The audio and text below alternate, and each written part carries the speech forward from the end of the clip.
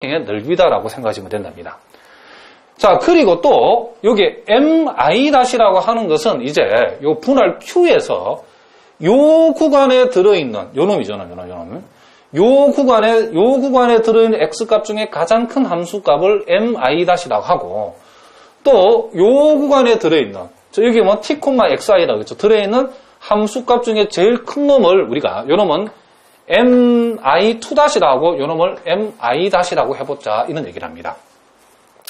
그러면 우리가 지금 결국에는 요 구간의 함수값 중에 요 m이 요 구간의 함수값 중에, 그러니까 여기서 말하면 이 전체 구간에서 함수값 중에 가장 큰 놈을 우리가 뭐라고 그랬다? 가장 큰 놈을 이렇게 mi라고 뒀기 때문에, 이놈 전체에서 가장 큰 함수값을 mi라고 뒀기 때문에 요 사이에서 가장 큰 함수값을 mi-라 하고 요 구간에서 가장 큰 함수값을 mi2-라고 하면, 적어도 이 전체에서 가장 큰 mi가 mi-보다 같을 수 있겠지만은 틀림없이 클 수 있다, 이런 얘기죠. 그러니까 요 놈이 요놈보다 크거나갖고, 왜냐하면 요 놈은 전체에서 가장 크고 요 놈은 여기에서 가장 크고 요 놈은 이 전체에서 가장 크고 요 놈은 여기에서만 가장 크기 때문에, 마찬가지로 이 전체에서 가장 큰 mi는 여기에서 여기까지에서 가장 큰 mi2-보다도 크거나 같다가 된다는 게 자명하죠, 그렇죠? 이렇게 된다는 거 여러분 아시겠죠? 그러니까 여러분들이 이 개념이 머릿속에 팍팍 박히려면 아까 선생님이 설명한 상합이니 하합이니 그거에 관한 정확한 정의, 그 구간 하나의 그 의미들을 정확하게 머릿속에 그림이 그려져야 된답니다. 안 그러면 이게 굉장히 여러분 추상적인 내용이 되고 여러분 도대체 무슨 말하는지 이해가 안 된다는 얘기죠. 그러니까 선생님 앞부분 강의 내용을 여러분 정확하게 머릿속에 딱 집어넣고 강의를 들으셔야 된답니다. 자, 그러면 요렇게 됐다, 이런 얘기죠. 자, 그랬을 때에 우리가 지금 여기 말하는 요놈이죠, 요놈. P에 대한 F의 이 상합이라고 하는 것은 말 그대로 우리가 K번째 구간의 직사각형의 넓이에다가 시그마를 붙이게 되면, 그러니까 모든 직사각형의 요놈이 합이 되어진다는 것은 우리가 이미 알고 있는 거죠. 요거는 상합의 정의를 스님이 그대로 적었답니다. 무슨 말인지 아시겠죠? 그런데 이제 첫 번째 사각형부터 n번째 사각형까지의 합인데 요 놈을 요렇게 쪼갰답니다. 어떻게 하냐면 첫 번째부터 n-1번째까지 사각형의 합에다가, 자, 요 놈이 의미하는 바는, 자, mi에다가 xi 빼기 플러스 t 빼기 xi 마이너스 1이기 때문에 사실은 요 마이너스 t하고 플러스 t는 없는 거와 마찬가지이기 때문에 여기에서 여기까지 의미하는 바, 결국 여기에서 여기까지 의미하는 바는 결국 i번째의 사각형이 뭐다? 요놈이, 즉 mi 곱하기 요놈이 그냥 델타 xi죠. m번째가 아니고 i번째의 뭐다? i번째의 사각형의 넓이죠, 그렇죠? 그러니까 여기 요놈은 여기서까 요놈이 의미하는 바는 첫 번째부터 i-1번째까지 직사각형의 합이고, 요놈은 i번째의 직사각형의 넓이고, 그럼에다가 다시 i 플러스 1번째부터 n번째까지 직사각형의 넓이 합이니까 결국 요놈에다가 요놈을 더하게 되면 지금 뭐가 된다? 분할 P에 대한 F의 상합을 요놈을 표시해 준다는 것을 우리가 알 수 있죠. 일단 요놈이나 이 전체나 무슨 말이다? 같은 말이라는 걸 알겠죠. 자, 무슨 말 알겠죠? 그런데 우리가 여기에서 자, 요놈은 그대로 적어놓고 요놈도 여기서 그대로 옮겨 적었는데, 지금 이 부분하고 여러분들이 이제 요 부분을 이제 우리가 비교해서 생각을 해보면 이런 얘기를 합니다. 뭐다? 비교해서 한번 뭐 해보자? 생각을 한번 해보자. 그런 얘기를 합니다. 그러면, 자, 요거는 우리가 i번째 사각형의 넓이고, 요놈의 의미는 뭐죠? 요놈의 의미는 요 구간에서의 사각형의 넓이고, 그리고 요놈과 요놈은 요 구간에서 사각형의 넓이, 요놈은 뭐죠? 요 구간에서 사각형의 넓이를 얘기한다는 것을 우리가 알 수 있답니다. 그러니까 아까도 얘기했지만은 우리가 요 구간에 하나의 사각형의 넓이를 표시한 요놈하고 그 사각형을 두 개로 늘려서 세분할시켜가지고 사각형 넓이를 두 개로 만든 거하고 비교했을 때는 우리가 요와 같이 상합에서는 그쵸? 하나의 사각형의 넓이하고 동일한 구간을 두 개의 사각형의 넓이를 합으로 쪼개게 되면 상합은 커진다 했다, 스님. 작아진다 했죠. 작아진다 그랬죠. 자, 요 놈을 우리가 다시 한번 스님이 그림을 한번 그려보면, 우리가 적당히 가다가 이렇게 갔는데, 자, 우리가 상합을 우리가 표시하면, 자, 이런 얘기지, 이런 얘기. 자, 이게 지금 여러분들 보시는, 자, xi-1이고 xi라고 생각해 보자는 거죠. 그러면 요 놈이 의미하는 바는 이 전체죠, 전체. 이 전체 사각형의 넓이를 얘기하는 거고, 요 놈이 의미하는 건 이 가운데 우리가 또 t를 하나 잘랐다는 얘기죠, 이렇게. 이렇게. 요 가운데 t를 줬기 때문에, 요 놈은 요렇게 사각형 하나, 요렇게 사각형 하나 둘로 쪼갰다는 거죠. 그러니까 요 놈의 의미는 이 사각형 전체 넓이를 얘기해 준다라고 하면, 요 놈의 의미는 지금 요 놈의 의미는 요 사각형의 넓이를 얘기하는 거고, 요 놈의 의미는 요 사각형의 넓이를 얘기하는 거죠. 그러니까 요 노란 거 두 개, 여러분 보기엔 요 작은 직사각형 두 개 합보다도 처음 게 훨씬 더 크죠, 그렇죠? 요 놈이 요 놈보다도 그렇죠, 크다는 것을 알 수 있죠. 그러니까 사각형 하나를 두 개로 분할해 버리면 면적이 커진다, 작아진다. 요 놈이 요 놈보다도 요 놈보다도 더 작아졌죠. 무슨 말이겠죠?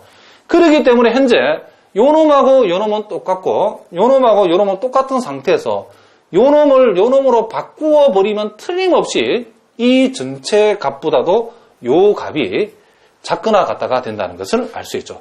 요 놈 같고 요 놈 같은데 요 놈이 요 놈보다도 그렇죠. 요 놈이 요 놈보다도 작거나 같기 때문에 요 놈이 요 놈보다도 작거나 같기 때문에 이 전체는 이 전체보다 작거나 같다가 성립한다는 것을 알 수 있죠.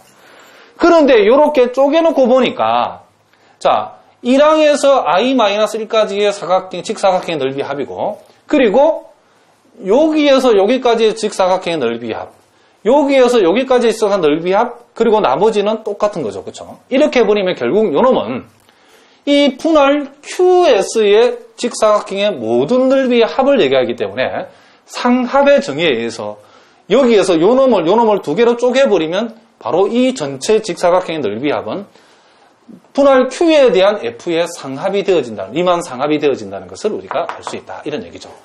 그러면 결국에는 그죠? 결국에는 분할 P에 대한 F의 상합이 분할 Q에 대한 F의 상합보다도 어떻게 된다? 여기에 어떻게 된다 그랬죠? 그렇죠. 이렇게 됐다는 말은 결국 P보다도 Q가 세분할될수록 상합의 크기는 어떻게 됐다? 작아졌다는 것을 우리가 알 수 있다. 이런 얘기를 합니다. 자, 무슨 말이겠죠? 그런데 이제 여러분들이 이제 명심을 해야 될 부분은 뭐냐면 지금 우린 여기에서 요 분할 P하고 우리가 분할 P의 세분할에 해당되는 분할 Q를 요 i번째 구간에 T를 딱 하나 집어연 것만 가지고서 우리가 지금 얘기를 했답니다. 무슨 말이겠죠? 그러면 요게 세분할 Q가 P의 세분할 Q가 꼭 P의 원소보다 T 하나만 더 있다는 보장이 없죠. 그래서 그걸 이제 다시 한번 이 결과를 일반화하면 쉽게 보는데 자, 요 위에를 보지 마시고 자, 요 놈 이어서 봅시다. 자, 이제 분할 P를 분할 P의 세분할 Q를 이제 T 하나만 들어있는 게 아니고 이제 왕창 T1, T2에서 Tm까지 이렇게 총 임의의 M개의 원소가 더 추가된다라고 해보자 이런 얘기죠. 자, 그랬을 때에 자, PK라고 하는 것을 분할 P에 대한 K개의 점 자, T1, T2, TK가 첨가한 구간 A, B에서 분할이라고 하며 자, 무슨 말이냐면 P1이라고 하는 것은 T1 하나가 추가됐다는 얘기고 P2라는 것은 두 개가 T1, T2 두 개가 추가됐다는 것이고 TM은 M개가 추가됐다는 얘기는 것을 우리가 알 수 있답니다. 무슨 말이겠죠? 그러면 틀림없이 P는 P1에 포함되고 P1은 P2에 포함되고 PM은 그렇죠? 결국 세분할 Q에 포함된다는 것을 우리가 알 수 있다 이런 얘기를 합니다. 무슨 말이겠죠? 그러니까 무슨 말이겠죠? 요 놈에다가 여기까지 한 것을 P1이라 하고 여기까지 더해주면 P2 하고 여기까지 다 더해주면 뭐가 된다? Q가 된다 그런 얘기죠. 자, 어쨌든 이런 일련에 이런 게 된다는 것을 알 수 있죠. 그러면 우리가 이와 우리가 앞에서 했던 방법을 n번 반복을 하면, 실제로 할 수는 없죠. 그렇죠? 말만 그렇게 하자는 거예요. 반복을 하면. 우리가 앞에서 살펴본 게 뭐냐면, 요 놈이죠. 요 놈. 딱 원소가 하나가 추가되어졌을 때 상합의 크기는 작거나 같아졌죠. 그러니까, 요 놈보다 요 놈이 더 세분할되면, 요 놈에 대한 상합보다도, 요 놈에 대한 상합은 요 놈에 대한 상합보다도 작아진다는 거죠.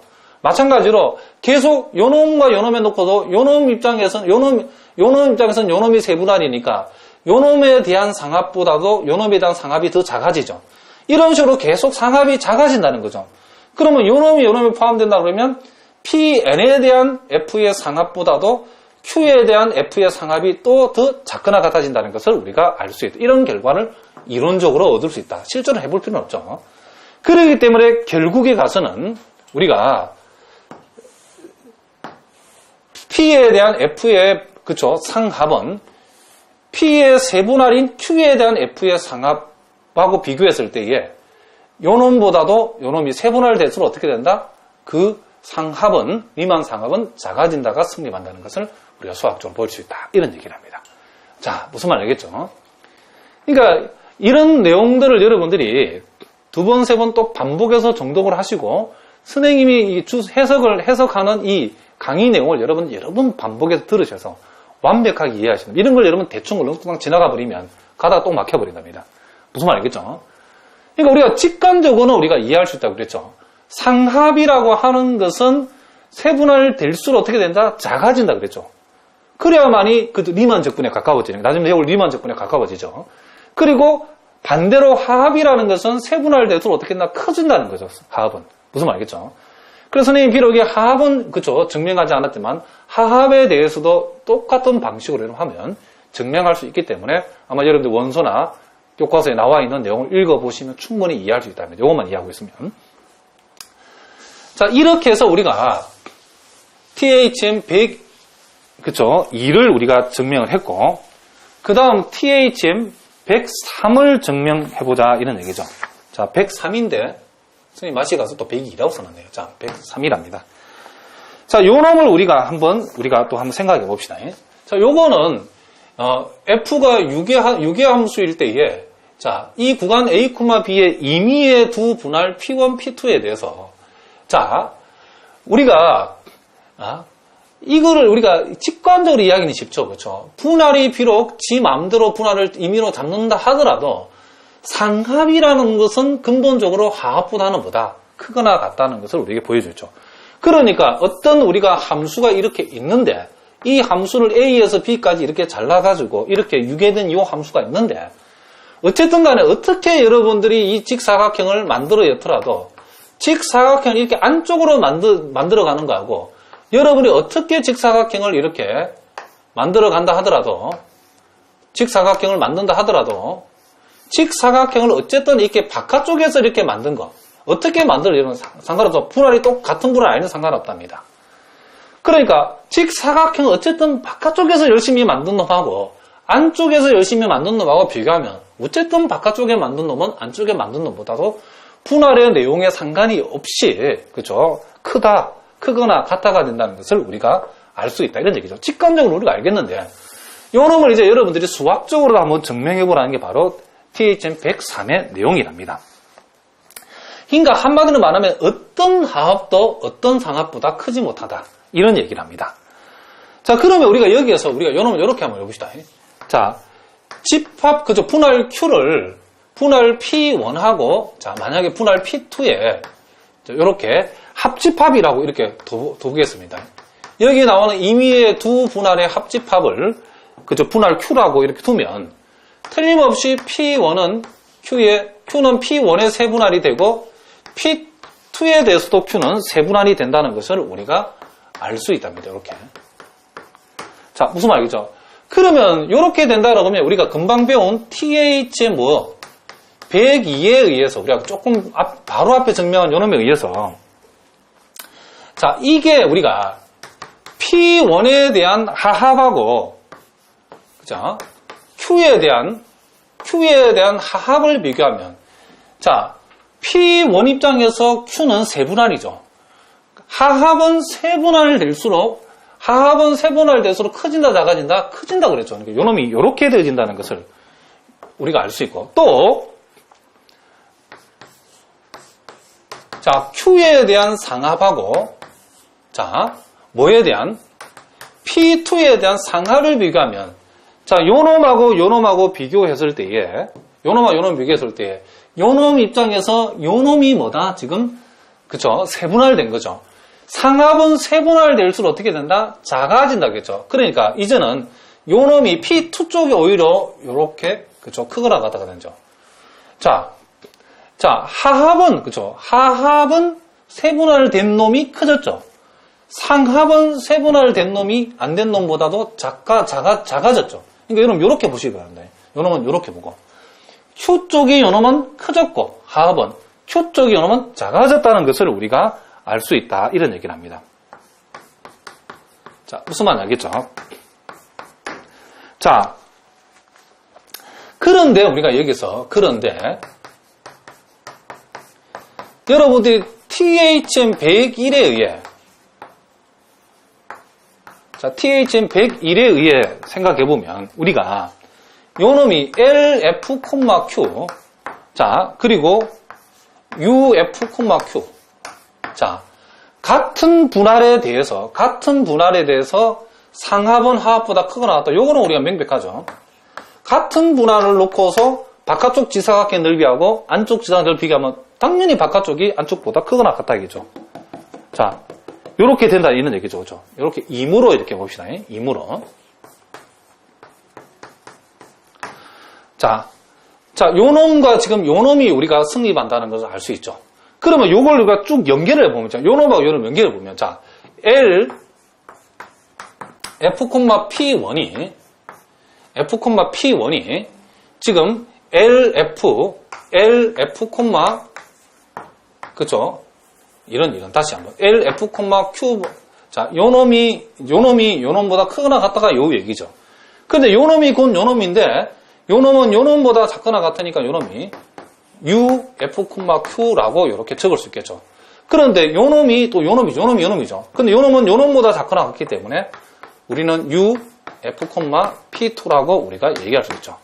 그러면 이제 우리가 요놈하고 요놈을 우리가 놓고 생각해 보면 결국 따라서 LF, P1이라는 놈하고 보다도 UF, P2라는 놈이 크거나 같다. 이다가 성립한다는 것을 알 수 있죠. 결국 임의의 분할 P1, P2에 대해서 임의의 두 분할에 대해서 상합은 하합보다도 크거나 같다. 그러니까 어떤 하합도 상합보다는 분할과 상관없이 그렇죠. 상합보다는 크지를 못하다는 것을 요 이론이 보여주고 있다 이런 얘기입니다. 그러니까 분할을 달리 하더라도 바깥쪽 직사각형의 넓이하기 안쪽 넓이보다도 항상 크거나 같다는 것이 THM 103이 보여주고 있다. 이런 얘기를 합니다.